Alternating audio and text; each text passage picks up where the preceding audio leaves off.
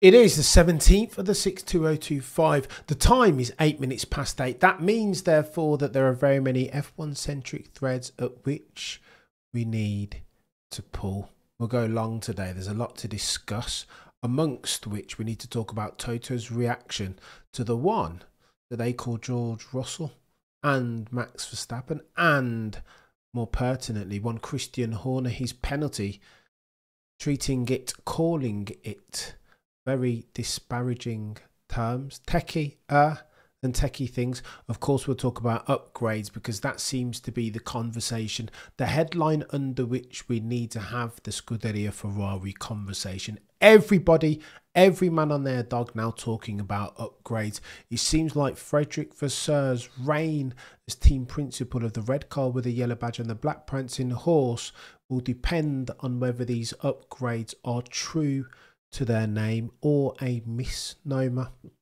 We'll talk about the F1 movie.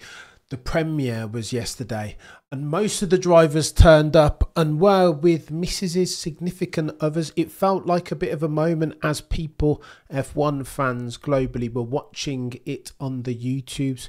We'll speak about that.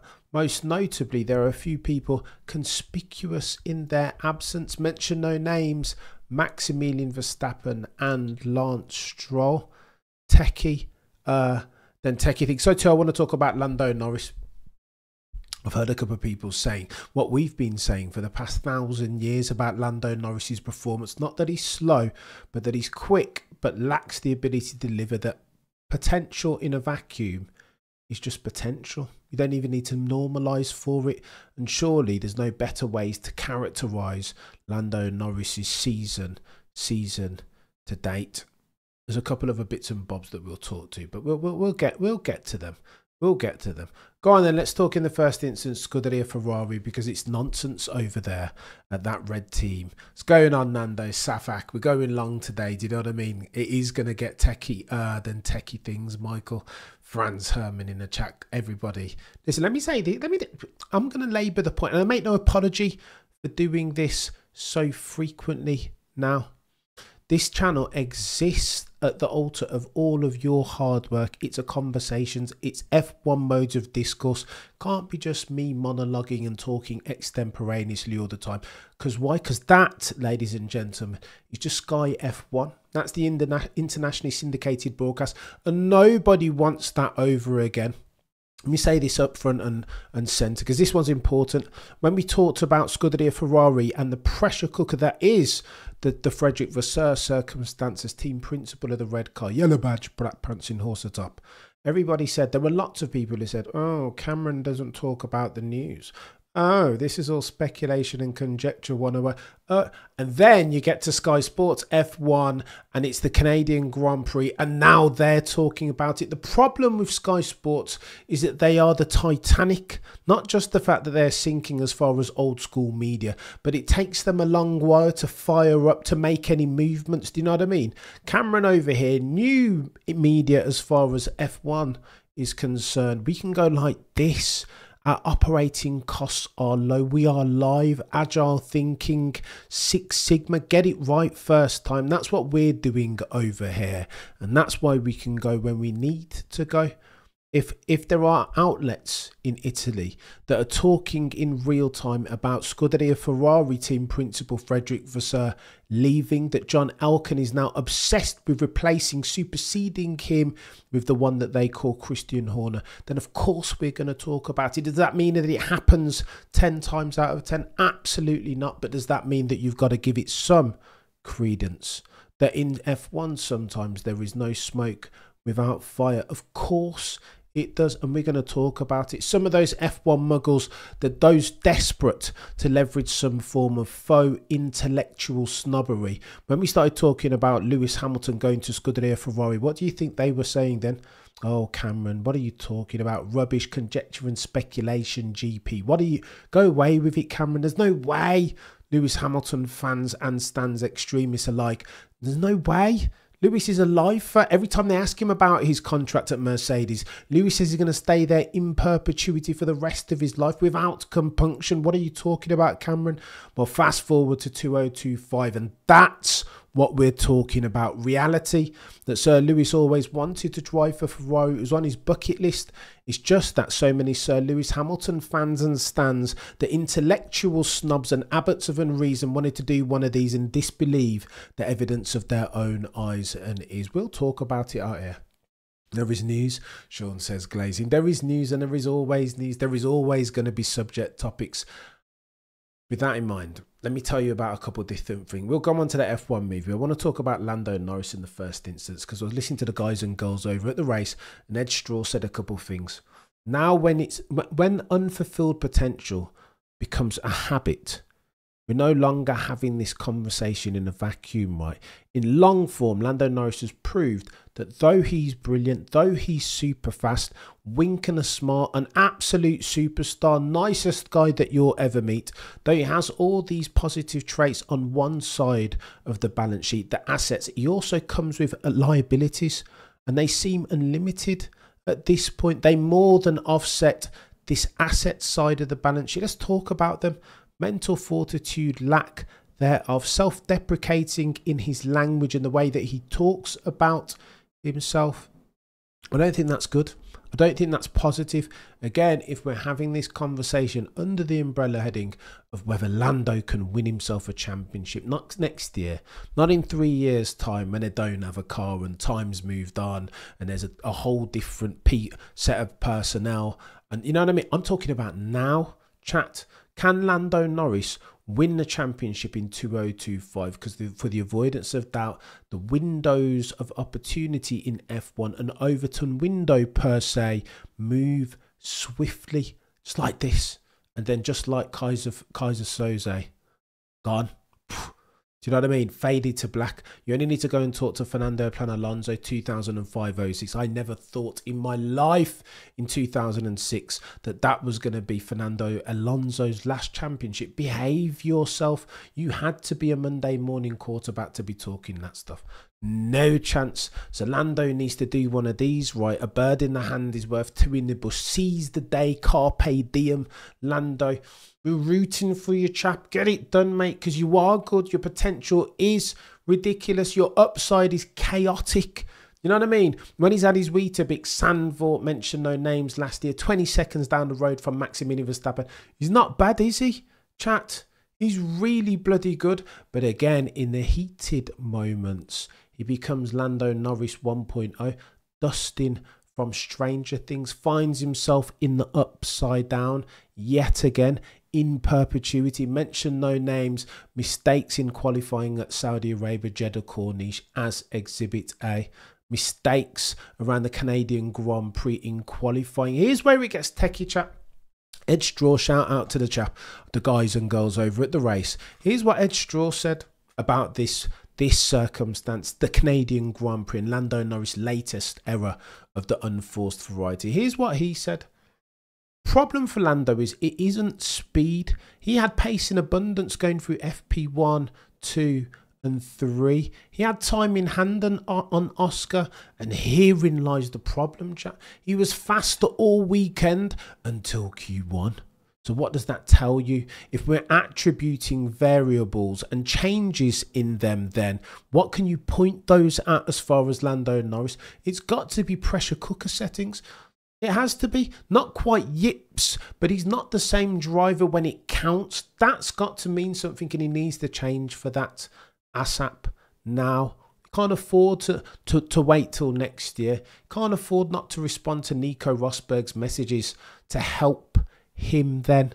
Do you know what I mean? And if anybody will know more about that circumstance, mental fortitude, nervous, staring down the moment, playing the race and not the occasion, or driving the race even and not the occasion. If anybody's going to know about that in F1 history, that chap has a name, and his name is Nico Rosberg. We've said it a gazillion times already, and I will say it again. I make no apologies, chat, for labouring this point.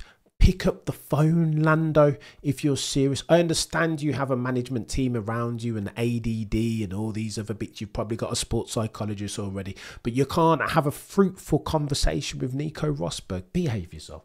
I couldn't argue that with a straight face in good faith. You couldn't even have a conversation with Nico. I mean, if everything's going great guns and you're 25 points down the lead or 22, it's a different thing. If you're Oscar Piastri and you have the whip hand and you hold all the cards, if you are now where you were last year at the equivalent stage, then you've got nothing to talk about. But you've had problems. Lando, it's not been great, man. And this was the latest, right? In a long line, no, a litany of mistakes of the unforced variety. Lando, is that you or is that modern day Jean Alesi, aka Charles Leclerc? Because I feel like you're making the mistakes at this point at the same rate that he was, let's say, 24 months ago. Mention no name, Paul Ricard. Gonna get techie for Lando, I'm telling you. And Edstrel spoke to it, man. He said that he's fast. That's the problem. This isn't about Lando's speed. Anytime it doesn't count, FP1s, 2s and 3s, Lando looks ostensibly like the quicker of the McLaren drivers. It's 2024 all over again. 20-3 is how much Lando stomped on Oscar Jack Piastri in qualifying. 20-3. Dominance is an understatement, but then again, you've got to give the proper context there. Then Oscar Piastri, that was his only second season. Sophomore settings. Now it's his third and he's kicked on. He hasn't come to play, that Oscar chap. Do you know what I mean? I like that he's come to take names. He's not here for a long time. He's here for a good time, and a good time, not in the words of Lando Norris, a good time to Oscar Piastri means therefore he wants to win. He doesn't want to become like his manager, the Nearly Man, and next Mark Webber. He's looking to become Jack Brabham settings, 1966 settings. He's cut from their cloth, is Oscar Piastri. And Lando has to know this, ergo, he shouldn't be messing around. Not now, not ever. But you keep hearing these things. And I don't want to place too much stock in what Lando say. I desperately don't. I keep hearing him say that I'm here for jokes and laughs. I'm going to do it my way. Frank Sinatra. What is he doing, chat?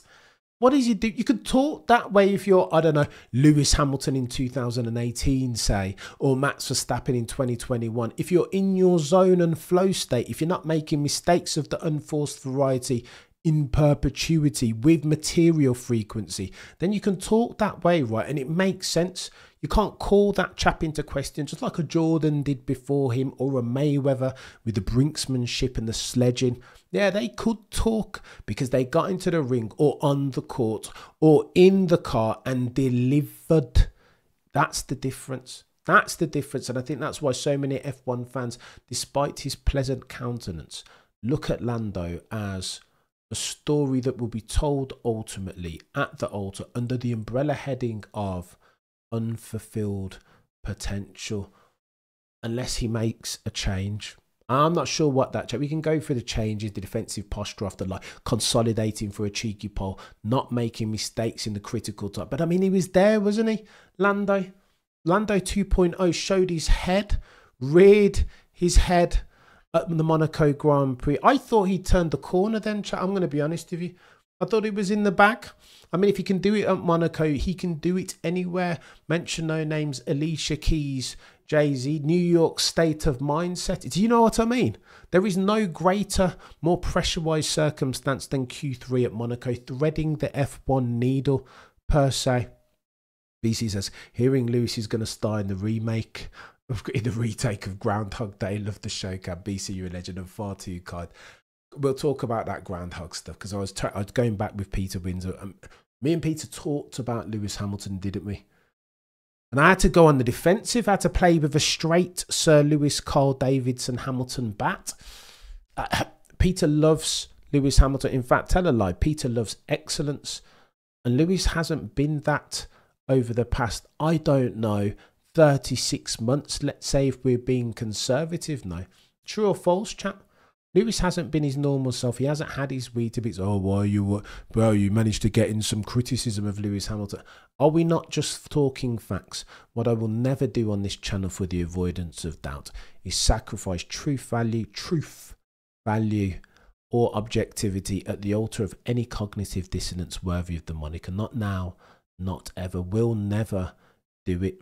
Lewis Hamilton, I can't celebrate who Lewis Hamilton once was and then extend the extent to which we give that dude grace. That would be a mismatch. Those two things, for me, in my humble opinion, are mutually exclusive.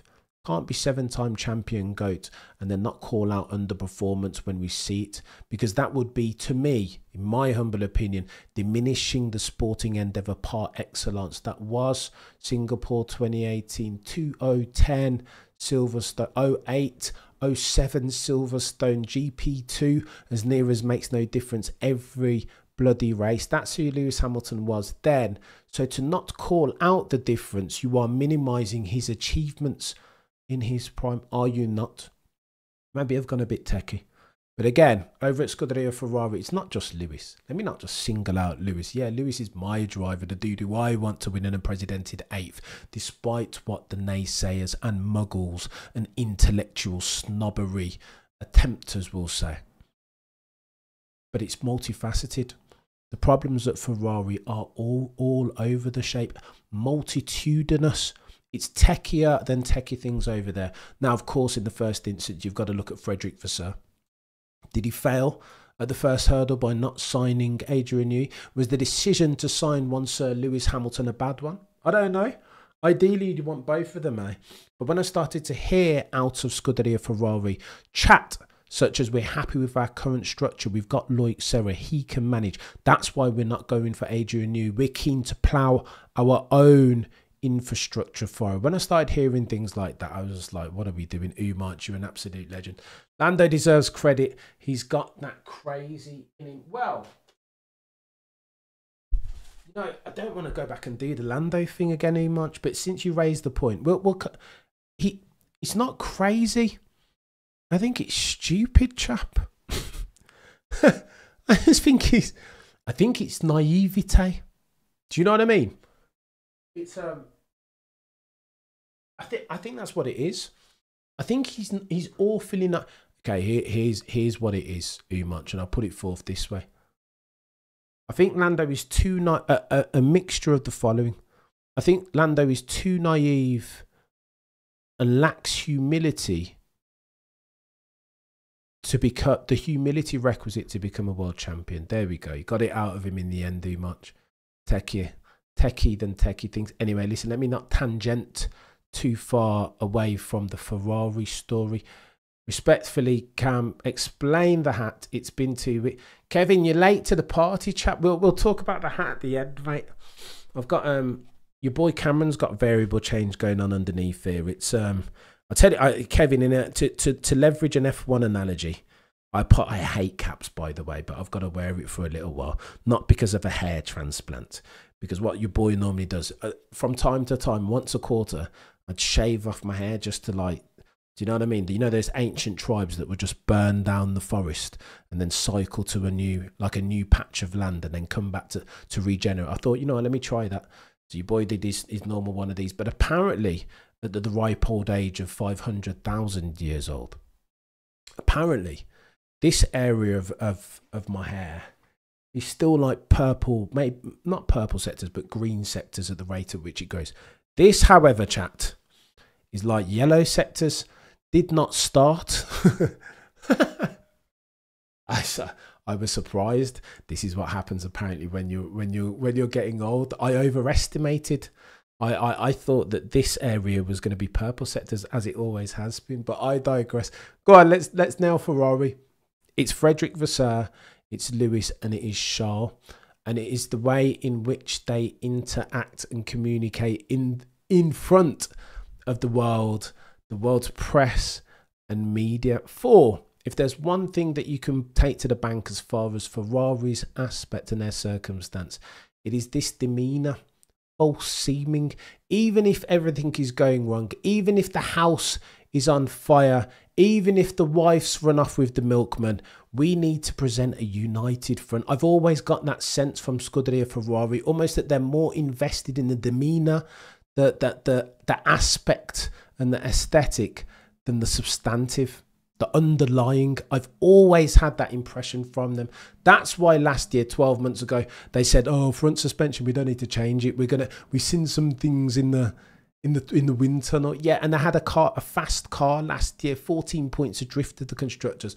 But it was clear to me, all of the aerodynamic goats, including the last airbender, Adrian Newey, they'd already settled on the meta as the front suspension setup being pull rods. So then change to it then, no. 24 months ago, not 12 months, not in the dying embers of this rule and Brexit. That makes absolute no. I don't know. That's really low level decision making. It's noddy. It's definitely not Fermat's theorem, nor is it Kasparov, Queen's sacrifice declined. That's counting. Basic arithmetic. A plus B equals C. This is noddy. Not even simultaneous equations. It's not calculus.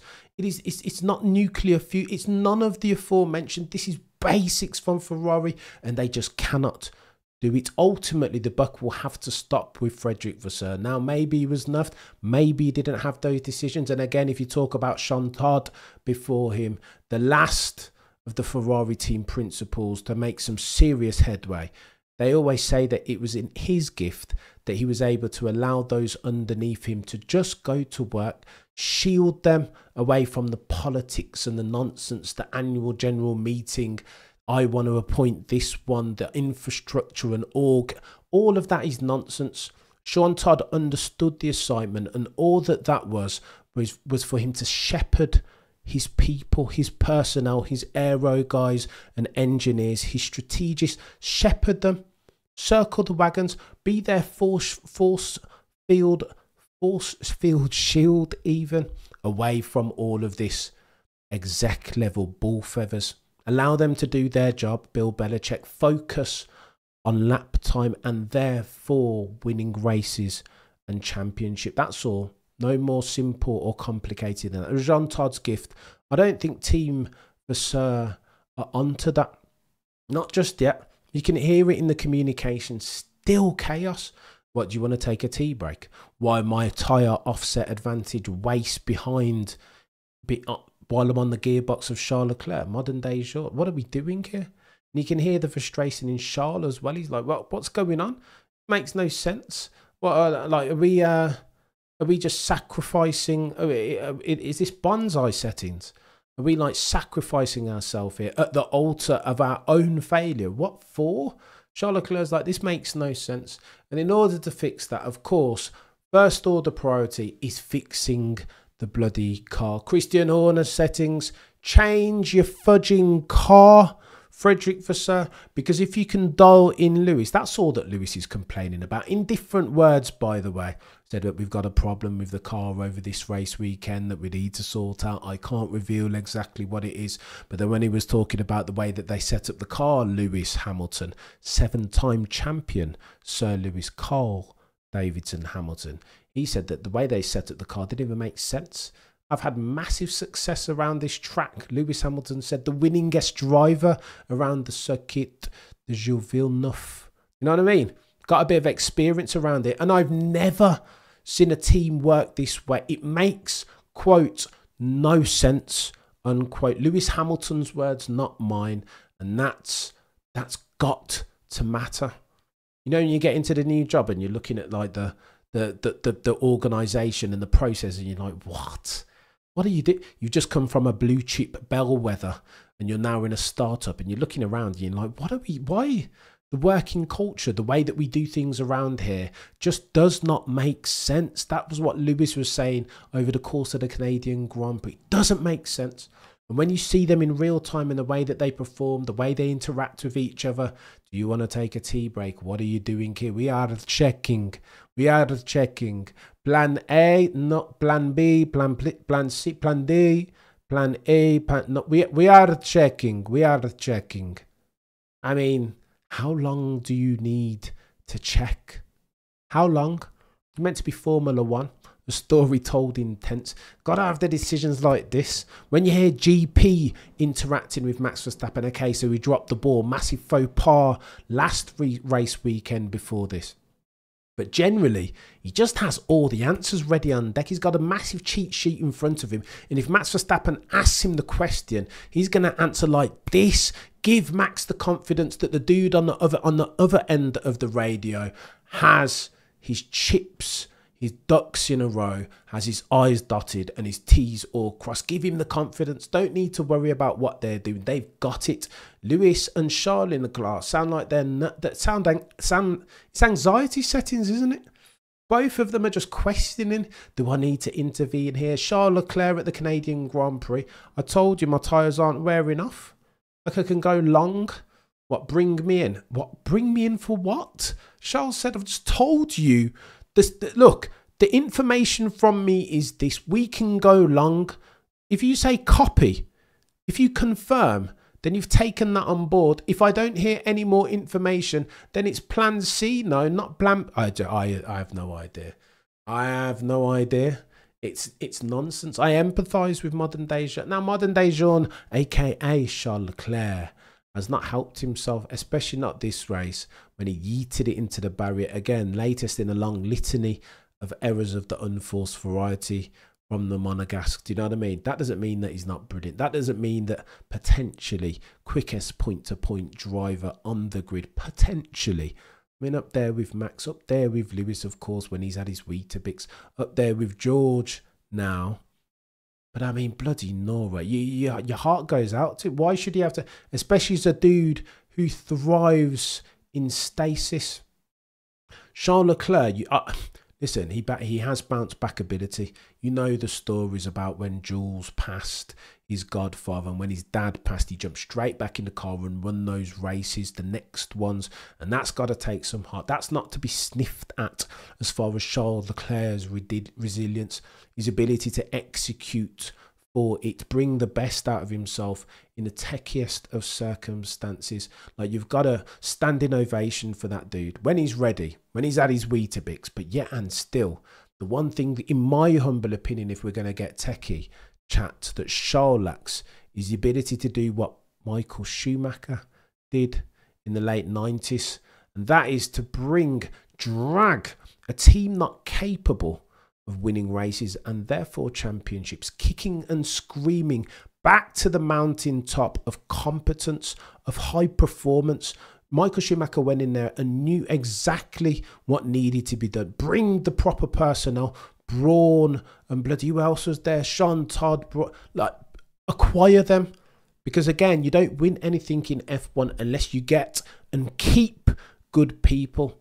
That's your first order priority. They will build yourself a car. They will institute for good, what's the word, processes under which you can institute for brilliant strategy in real time, Six Sigma, agile thinking, everything that Ferrari lack as of June of 2025. This isn't good enough, chat, but Charles doesn't have that in his locker, nor does Lewis. Bless him. I don't think they're leaders in that sense. Do you know what I mean? They're not going to Schumacher up and go and headhunt a Bono. You know what I mean? They're not going to go over and above. I can't see Lewis flying in to go and take Bono for a cheeky meal with a view to tap him up. I don't think that's the way that Lewis operates, nor Charles. I think they're worse. If Ferrari are operating at this level on a 4, if Charles and Lewis are normally operating a 7, you would want Michael would raise his game to an 8, right? An average up. But these bods, they play down.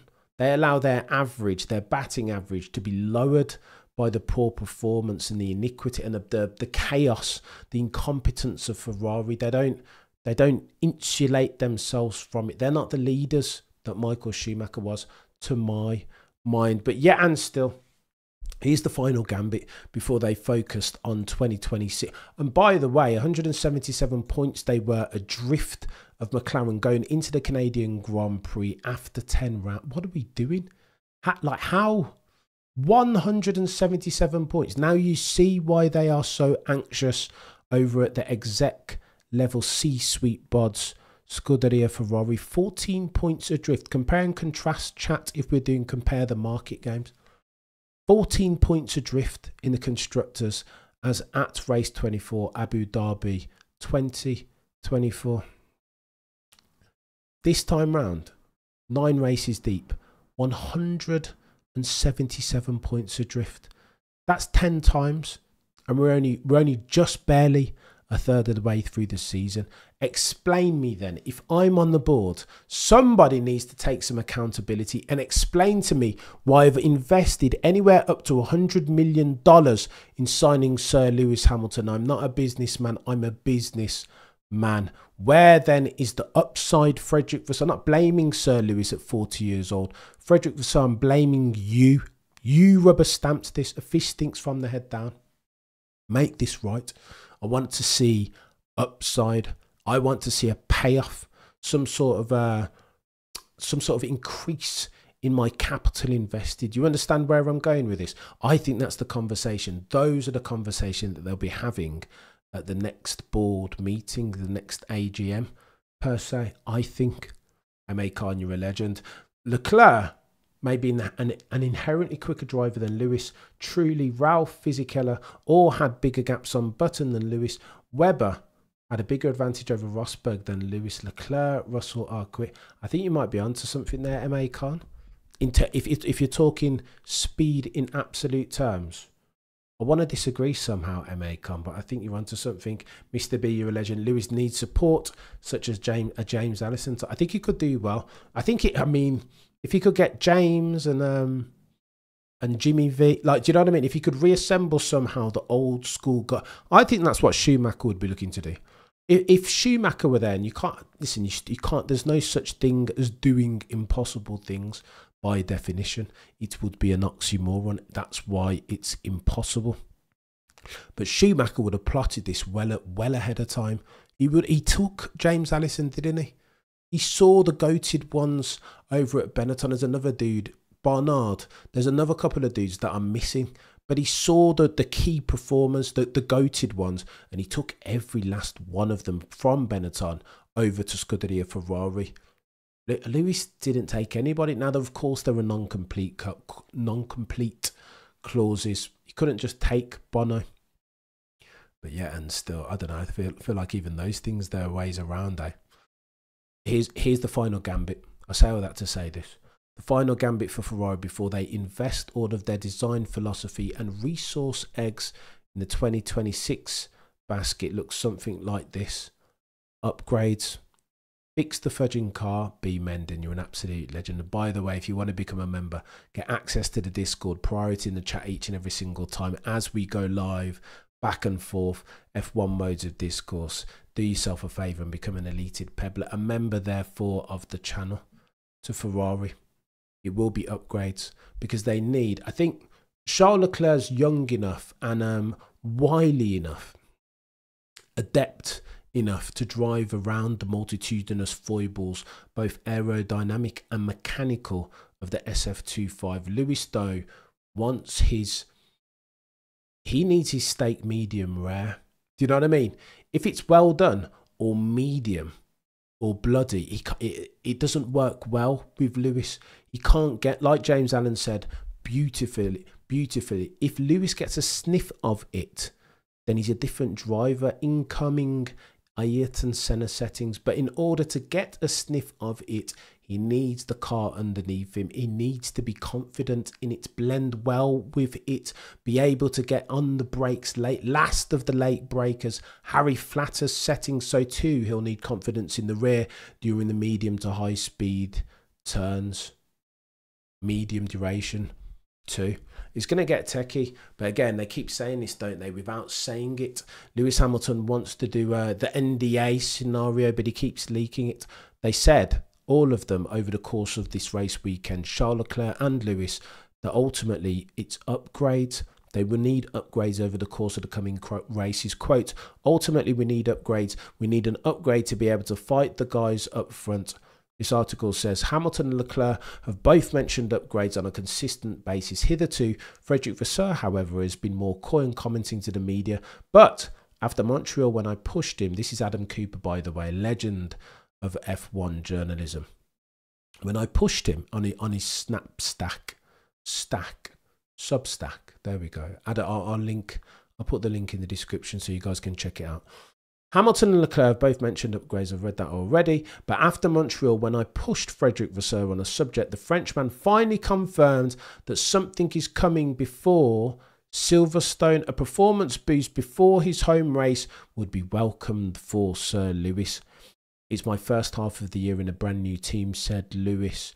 He continued, it's interesting, quote, to see how different teams work and operate, unquote. Do you remember what we said earlier?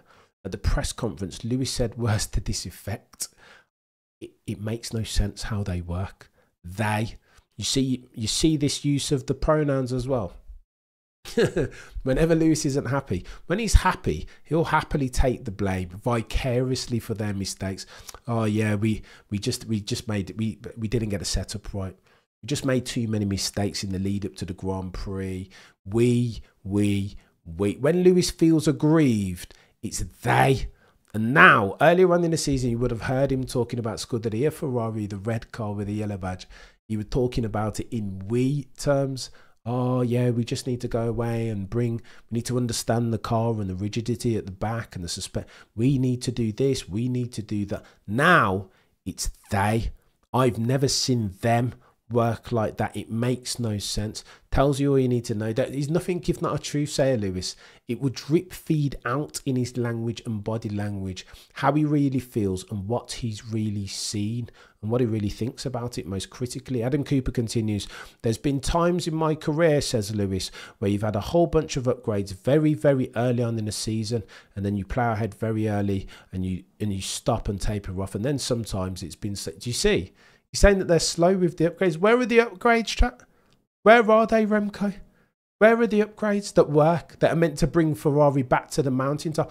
Frederick Vasseur, make Ferrari great again. That is your excitement, should you choose to accept it. Nothing more simple or complicated than that.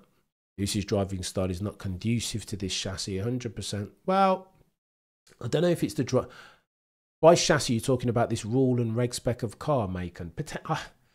I've heard that on a this style thing, you know, I think is a bit of a... I think people are too invested in Sir Lewis Hamilton's style.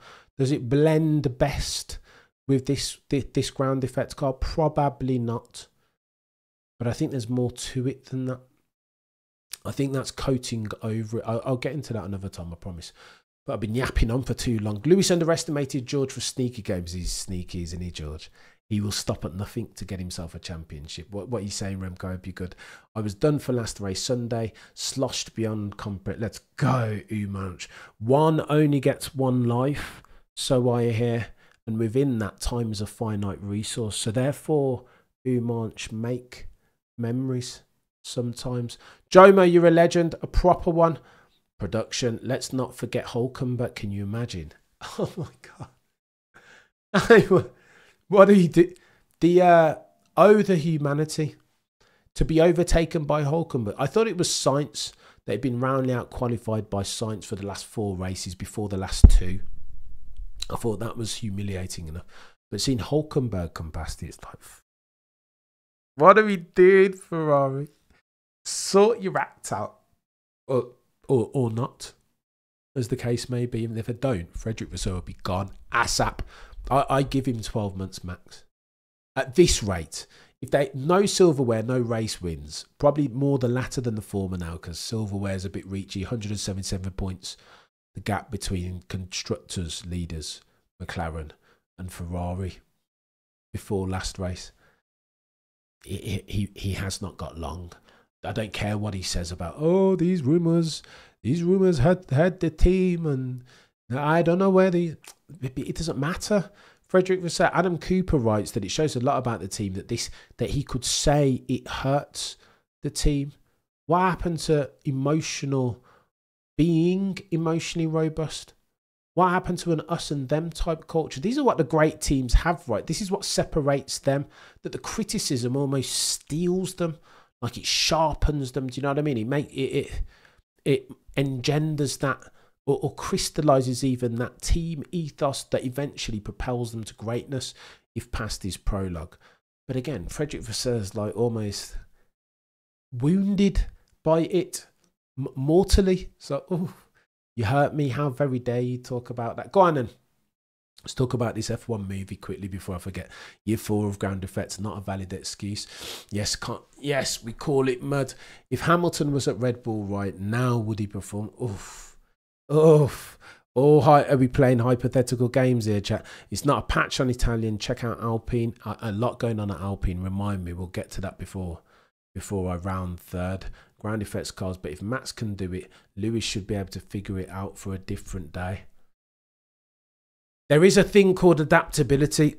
And I think Max's greatest gift, if we're Max glazing for a second, may I?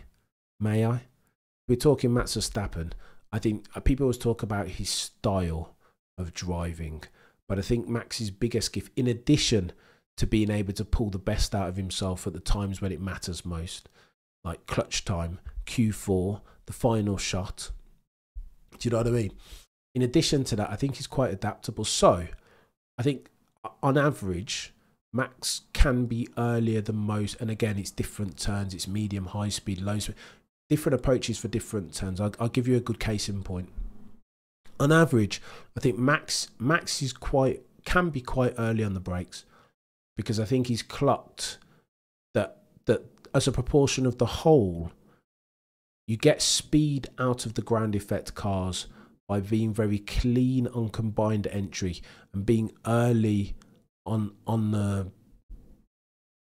being early with your throttle inputs. That's what Max will do. I want to say, if he has the opportunity, that's what he'd go for. However, as an example, you'll recall a couple of years ago going into Raskas, Max Verstappen saw on his steering wheel that the delta between him and the provisional pole sitter that year in Fernando Alonso, 23, I want to say, if I recall correctly, that the delta was something to the tune of like 2 to 3 tenths going into Raskas.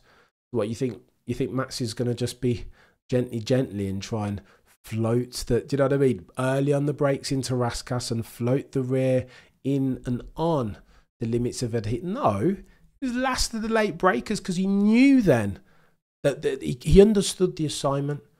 I'm 2 tenths down, or a tenth and a half, whatever it was, and in order to turn that around, I'm going to have to be last of the late breakers. So I'd say to that point, I think style is over. People love to like get into, oh, Max's style is this, and there's some you can invest in that to some extent. But I think the adaptability, Max especially, will adapt to the circumstance for which, the automotive pugilistic circumstance for which he'll need to solve in that moment. Monaco was a brilliant example. 2 tenths down on Fernando Alonso and needed to nail that in a 20-second, not even a 20-second sector. It was the last bloody corner, eh? What are you going to do? Just what? No. Last of the late breakers, trying to eke out every millimetre, every sinew of that final turnover at Monaco. So I think adaptability, in my humble opinion, and again, you'll get different opinions on different people, eh? But opinions are like a-holes. Everybody has one. Go on then, let me tell you about F1 movie, because we're running out of time. I've enjoyed this chat, by the way. I feel like there's a lot of F1 stuff going on. In fact, let me tell you about Alpine very quickly. Luca De Meo, per Joe Saywood, who was on the grid, by the way, if you saw, for the discerning eye amongst you. Joe Saywood in his newsletter said that Renault are going through chaos still. But what's new, Joe? In other news, is rain still wet? What are we doing here? Of course, Renault are going through chaos. Whenever they've not been going through chaos, but now more chaos than before, because Luca De Meo, CEO, has left with a view to go and do something else. And with him, what does that mean for his appointment in Flavio Briatore, executive advisor? What does that mean for the team as a going concern?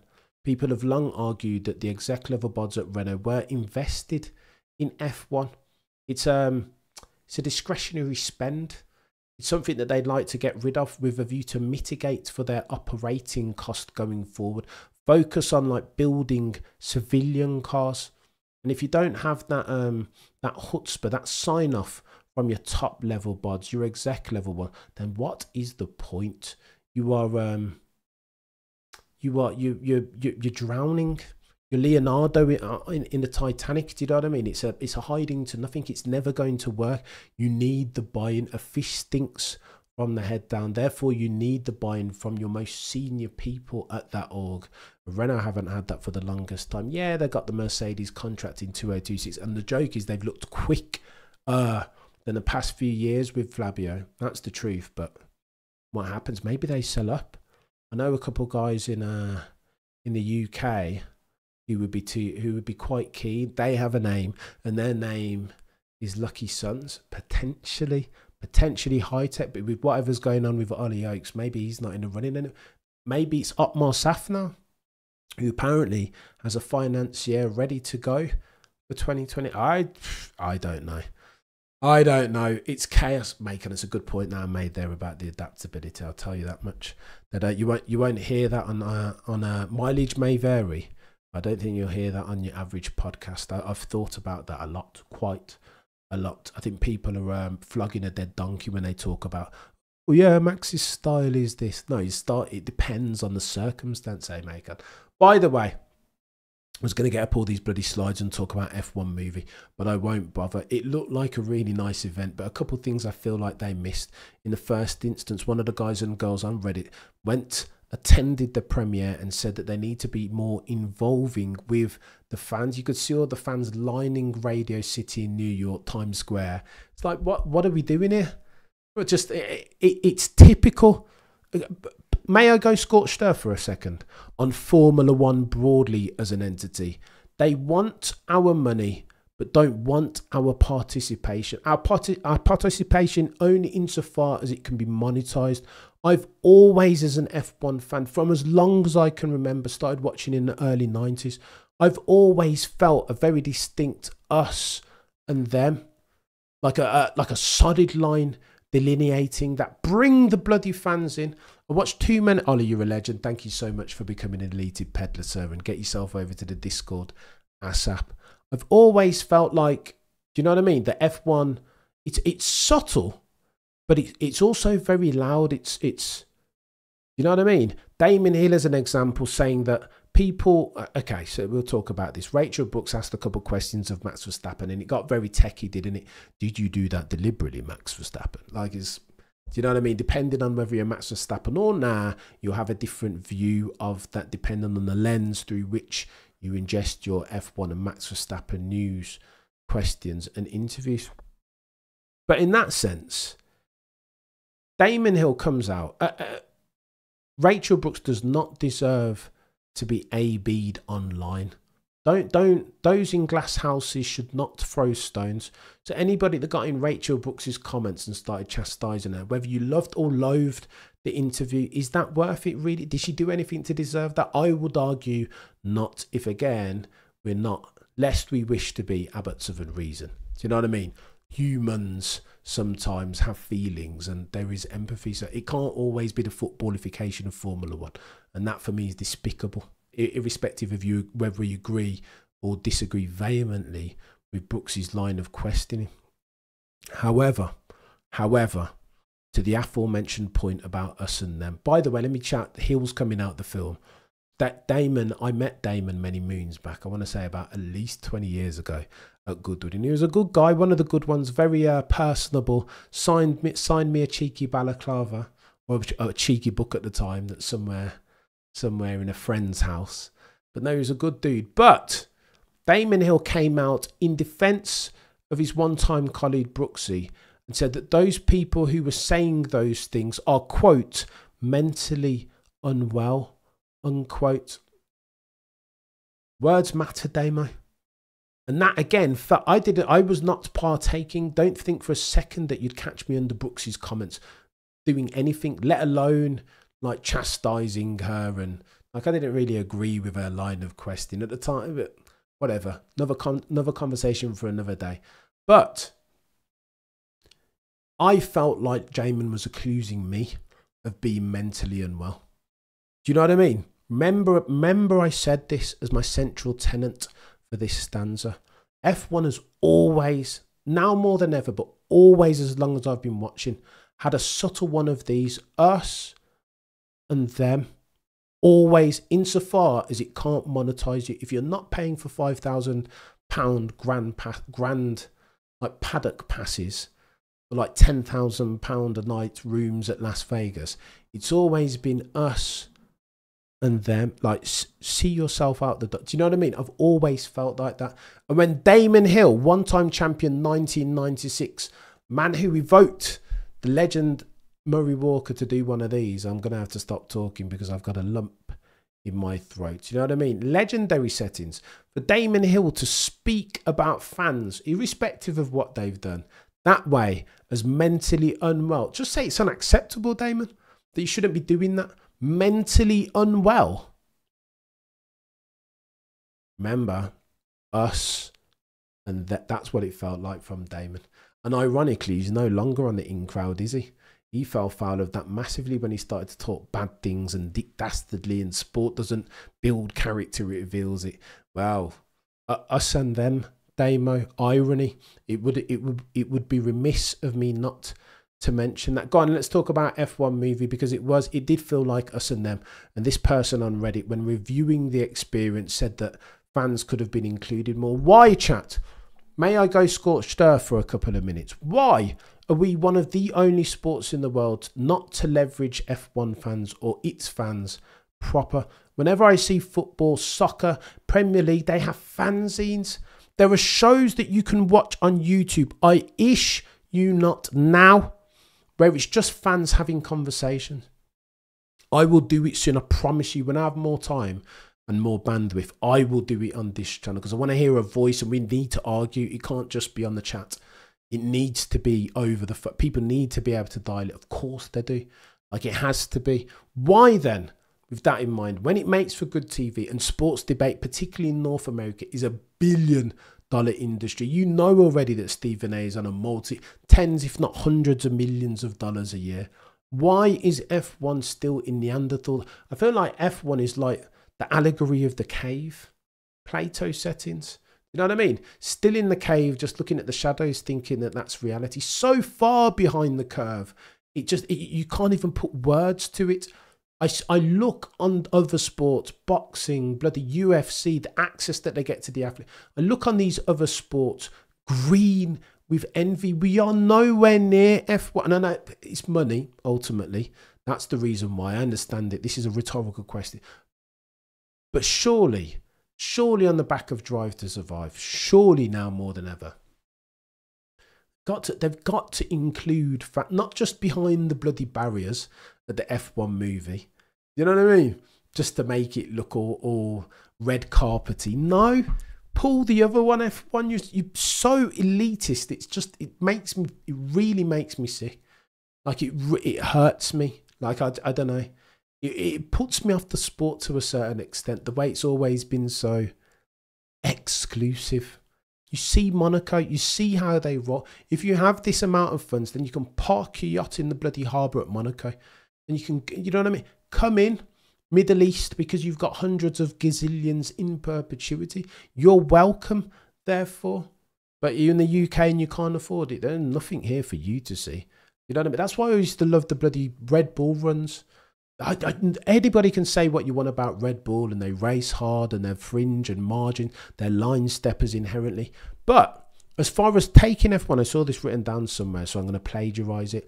As far as bringing F1 to the masses, driving home runs and like putting F1 cars on civilian roads, which team, chat, open non-rhetorical question, which team has done more for F1 than Red Bull?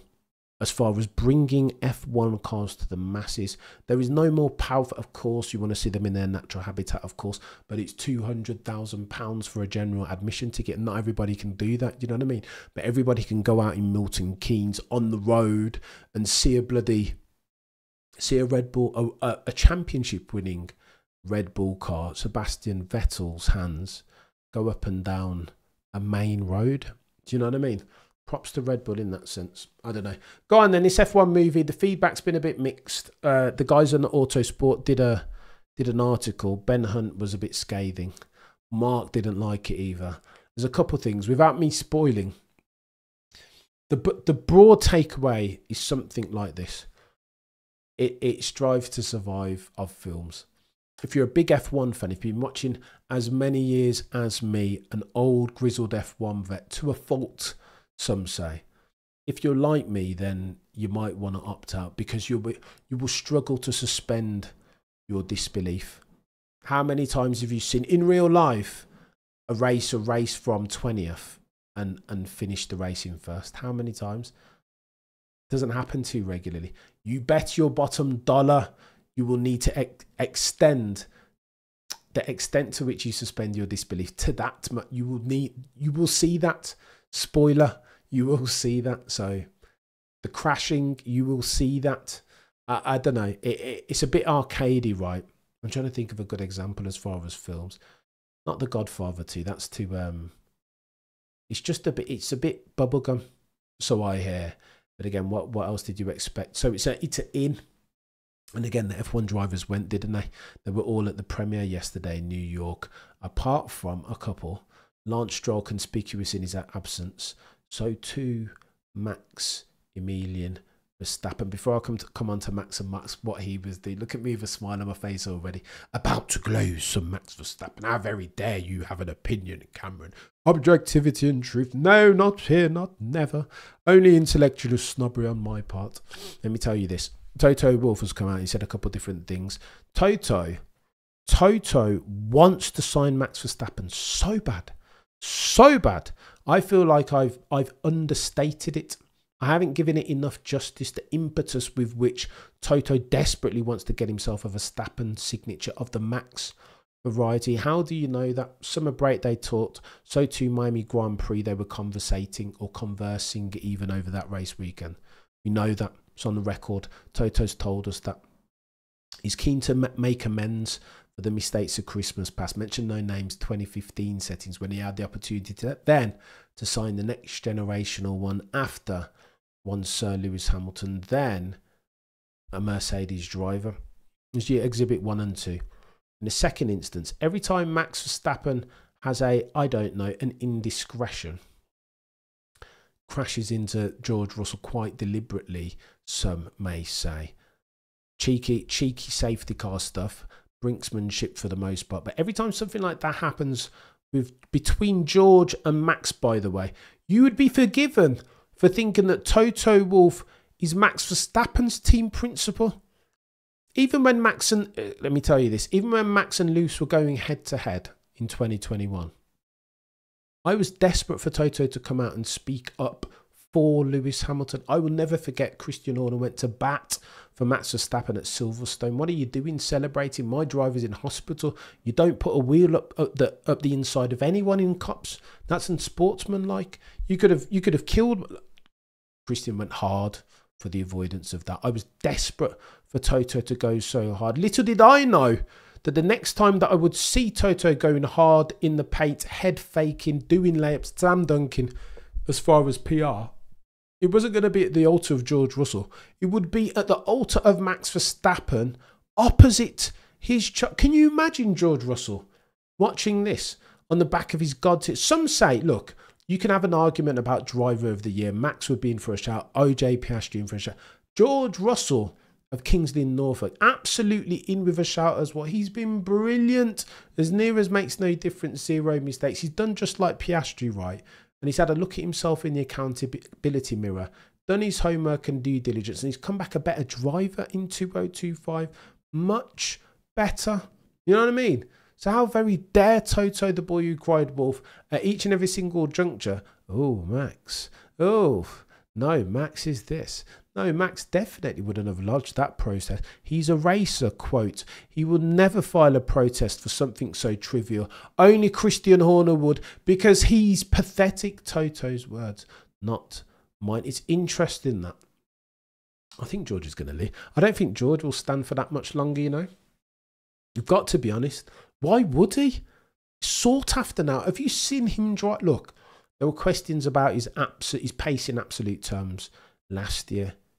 But if you can, around Canada, a track where Max Verstappen doesn't lose too often in paid sessions, you know what I mean? 3 of the last 4 races from memory, if I recall correctly, he has won. 2 of the last 4 poles, if I recall, and pole time last year as well, by the way. It's just that George set his faster, same time to 3 significant figures.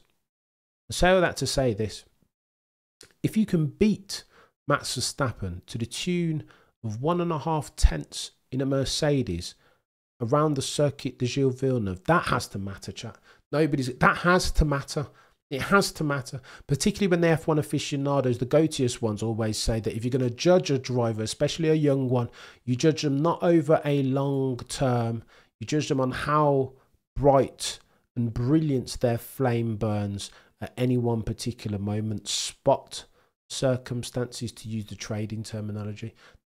George was incredible. You know already. This is F1 maths, bear with me. If you know, as I do, who Max Verstappen is, you've seen the Suzuka qualifying laps. You've seen him outpace the McLaren on a multitude of occasions this year. So you know who Max Verstappen is. He showed you every single year, every single race, as near as makes no difference, for the past 36 months. You can't revise history. If you beat that chap, Max Verstappen, foursome say soon to be 5-time, around a track that he loves in a car that might not be the quickest, that has to mean something. It has to. It has to matter. I'm telling you. We will look back on this day. I said this about Max Verstappen 2016 to some friends with whom we were running the podcast at the time. 2016 Brazil, I said we will look back on this day in a few years where Max is a 4-time, 5-time, 6-time champion, let's say. And we'll say that Brazil 2016 was his coming out party.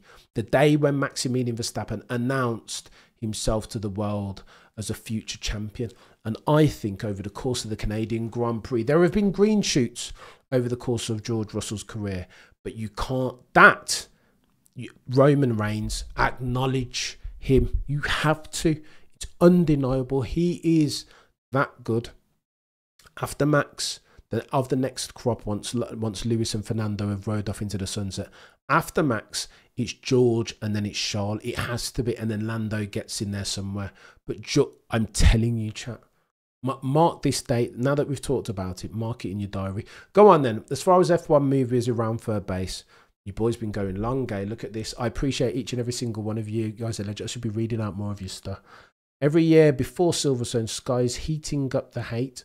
Why is it that Sky talks about hate online when it comes from Max fans? Never other than only Max fans. Do they talk? Johan, of course, referring to a bit of British bias. I think British bias exists. I know this because I'm a Lewis Hamilton fan and I lived through the Lewis Hamilton. But Lewis Hamilton is British, so can I call it British? But Johan, I don't know the answer to your question. Honestly, I don't know. But then the worst joke is, Johan, you heard there were a gazillion Max fans in attendance at Montreal, eh? They were booing when George did his little. Well, I've got a few more. I've got a few more penalty license, a few license points spare than Max. When he said that, it was like boo. Boo that man, Max. Listen, I'm telling you, John Elkann had it right. Nothing sells like success. And now that Max has proven himself Mount Rushmore first round Hall of Fame, I don't know, people are going to cheer for him. People are cheering for him in real time. You heard it. Go back and watch the footage. Oh, and by the way, F1 movie we're going to talk about. I like that Max didn't go. So they've done 2 showings, right? Or I think there's been more than 2. But there's been 2 showings thus far. One was at the Monaco Grand Prix and all the drivers were invited. Max didn't go then. I said, I got other things to do, mate. Like, got a young family. I want to be at home with the little one. Like, I thought that was fair. A bit of a snub for one Sir Lewis Hamilton since he's executive produced that film. His first one, I want to say. And that, of course, is worthy of note. If I were a supporter of Lewis Hamilton and not an F1 driver rival of him, I'd probably go and attend and show support. Max didn't want to. So I've got better things to do, mate. I could go on. And plus, Max is diehard. We have this conversation under the umbrella heading of divergence as far as the lens through which Max ingests his F1 and lives F1 as versus Lewis. Lewis still wants to, don't get it twisted, Lewis still wants to win. The hunger is there. But the more that I see him out and about doing different things, and he's saying it, Lewis is not hiding, right? He wants to executive produce more films. This is his first of many.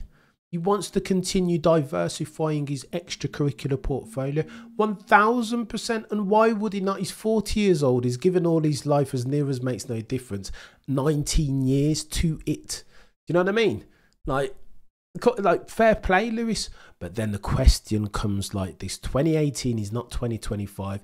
In 2018 Singapore, yeah, Lewis can go gallivanting and signing contracts half away and around the world and jump in the Mercedes car and put in one of the best qualifying laps you've ever seen. But that was 2018. In 2025, Lewis is 40 years old. So the question I'm putting forth is this. The Ferrari is rubbish. The SF25 doesn't make sense. It lacks rigidity as far as its suspension at the rear. Lewis can't invest in it, gain the confidence from it as far as its stability going through high speed turns. That's why Charles Leclerc is carrying materially more speed through medium and high speed twisties. Against that backdrop, the question is this.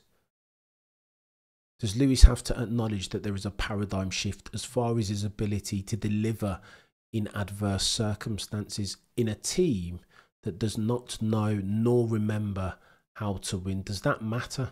Does he need to dial back the Met Gala?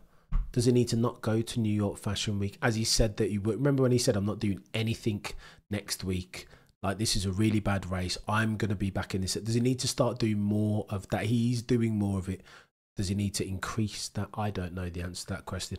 I'm not connected to Lewis's circumstance sufficiently to say definitively one way or other. However, Max Verstappen knows where his priorities are. You know what I mean? There is no there is no wiggle room, no indecision, not a whiff of it. I was watching Drive to Survive the other day, the Lando and Max episode. And they zoom in on Max's face, and Max says some words to this effect. I have one job. I'm an F1 driver. I am here to win. I don't care what people think. I don't care. I care not about people and what they have to say. I don't care.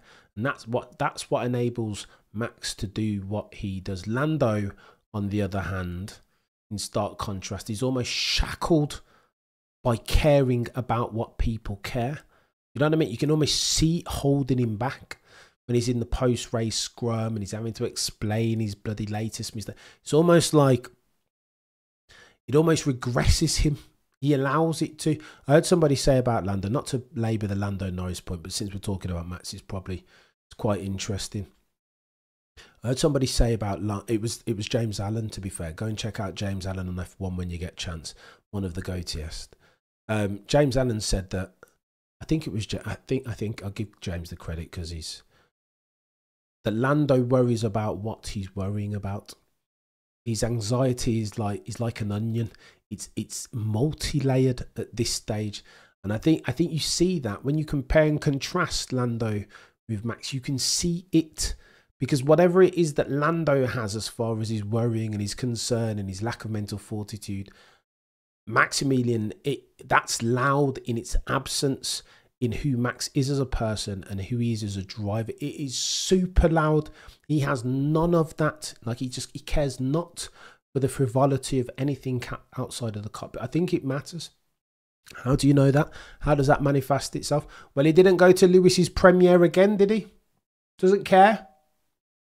Where was Max instead? Testing GT3 cars at Spa-Francorchamps. Oh, the humanity. You don't get much more gangster than that. He just wants to race. Max Verstappen. And some people hate it. Some people like a bit of Lewis and a bit of a diversified personality. A wink and a smile. See Lewis Hamilton and Jimmy Kimmel and broadening the trajectory of F1 into North America and other growth markets. Some people will love that.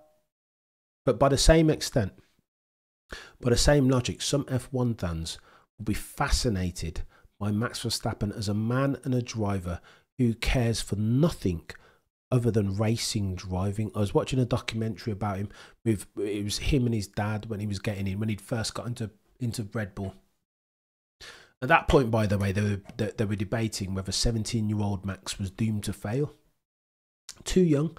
Some say if you're good enough, then you're old enough. And Max Verstappen clearly was in the... But I remember at the time, the crashes, the Monaco, there was a couple of big crashes there. And we were like, I doubted, I'll tell you now, I definitely doubted Troy. 1,000% doubted. I was like, no, it reminded me of Mick Schumacher. A couple of those crashes, like flipping Nora. Because I think he crashed at Monaco two seasons where I was like, oh, can't do it.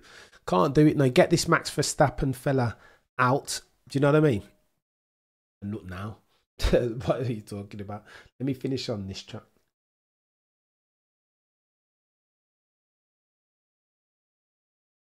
And you'll excuse me, we've been going a long time. I'm entitled to have a drink. And my throat's entitled to a bit of grace as well. I need to get one of the Cameron CC cups, don't I? Your boy's nodding. I say all that to say this, as you run third base. That Max doesn't go to it. There is a portion of the fan base, the die-hard grizzled F1 vats, who like for their F1 drivers to be nothing more complicated or simple. Goldilocks and the three bears. Not too hot, not too cold, just right. To be dialed into only F1. I remember Seb Vettel and Lewis Hamilton having a conversation way back when. After a race, or the race previous, Sebastian Vettel had gone down the pits. He'd overtaken Lewis in the pits. And they were talking about it during the interview. And Lewis was like, how did he get away with that? You can't overtake in the pits. And Sebastian responded, did you read the race notes, sir? Because in the race notes, they told you that they'd make an exception for passing in the pit lane if the bods in front of you were parked and were about to do dummy race starts. You, Sir Lewis Hamilton, should read your race notes, said Seb Vettel. And I like that. I like that Seb was fastidious, almost too fastidious, right? Matt Bishop talks about it, that Seb would want to go through all the footnotes and the technical minutiae with a view. Do you know what I mean? Like when Max's meeting will take 5 minutes and it will just be like bang, bang, bang. Blake will tell you that he's ex-performance engineer. Get to the crux of the point. Sebastian would be like round the houses and, you know what I mean, Bleak House and another. Oh, and what about this footnote? An article 10 point. Like Seb was that way, but I really disliked Seb at the time. But when you look back at his approach, when he goes on the bloody F1.com YouTube channel and he's able to recite every F1 driver in history, tells you who Sebastian Vettel is, and you know that Max is cut from that cloth because all he does is want to race. On the documentary that I watched when they were chronicling Max's coming to F1, they showed Jos Verstappen. And in their garage, they had a ton of karts because Jos Verstappen was more of a karter than an F1 driver. That was his true love. And when Max got back from one of his first F1 sessions, Liz McKenzie was with him, interviewing him. And Max got in the house after a race and jumped straight on the sim. And Liz was like, but you've just finished racing. He was like, I do this. This is what I do, said Max Verstappen. After a race, I would jump on, Max Verstappen talking, not me mind. After a race, I would jump back on the simulator for anywhere between 3 and 4 hours. Liz was like, what? Why? How? Because he lives this. There is nothing before or after for Max Verstappen. He's like he's an F1 alien. You couldn't build him in a factory. That's the extent of his dedication. And you see that again. Exhibit A, B and C, when they were talking post-race, when they had a look at Lando and Piastri's incident. Never bet against me. I don't hate it, Miami. Why would you at this stage? When they were looking at the incident, finally, when it was my throat keep, what's going on with Cameron's voice? Pathetic fallacy, come off the stream. I'll close with this.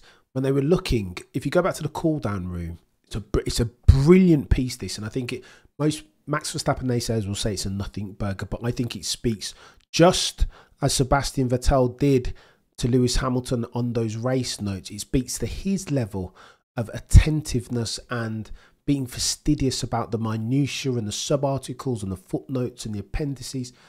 Just as that instance speaks to who Vettel was as a driver and his commitment to F1, then this speaks to Max Verstappen's now. When they're in the cool-down room, by the way, the producers need to fix up the first and only thing they needed to show.